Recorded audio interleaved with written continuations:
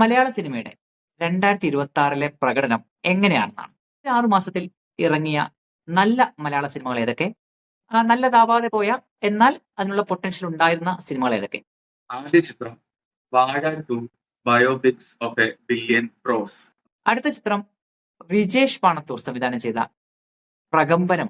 ഒന്നും വലിയ താരനിരയൊന്നുമില്ല, പക്ഷെ ആ കണ്ടന്റിന്റെ ക്വാളിറ്റി കൊണ്ടാണ് ഈ ചിത്രങ്ങളൊക്കെ വിജയിച്ചത് അല്ലേ? ഒരു പ്രധാനപ്പെട്ട കാര്യമാണ്. കാരണം അടുത്ത ചിത്രം തിയേറ്ററിൽ ഒരു സൂപ്പർ ഹിറ്റ് ആയിരുന്ന ചിത്രമല്ല.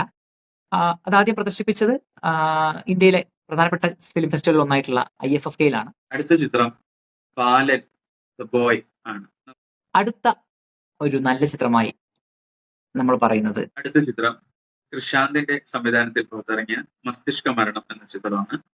അടുത്തത് ഒരു ശരാശരി നിലവാരത്തിൽ നിന്ന മികച്ചതാവാമായിരുന്നു എന്നാലും മികച്ചതാവാതെ പോയ കുറച്ച് ചിത്രങ്ങളാണ്. കാണികളെ വല്ലാതെ അണ്ടർ എസ്റ്റിമേറ്റ് ചെയ്യുന്ന ഒരു എഴുത്തും സംവിധാനമാണ് ദൃശ്യം 3 എന്നുള്ളത് ഒരു സത്യം തന്നെയാണ്, ഒരു ദുഃഖകരമായ സത്യമാണ്. അടുത്ത ചിത്രം വർഷ വാസുദേവ് സംവിധാനം ചെയ്ത ചിന്ന ചിന്ന ആസെ എന്ന ചിത്രം.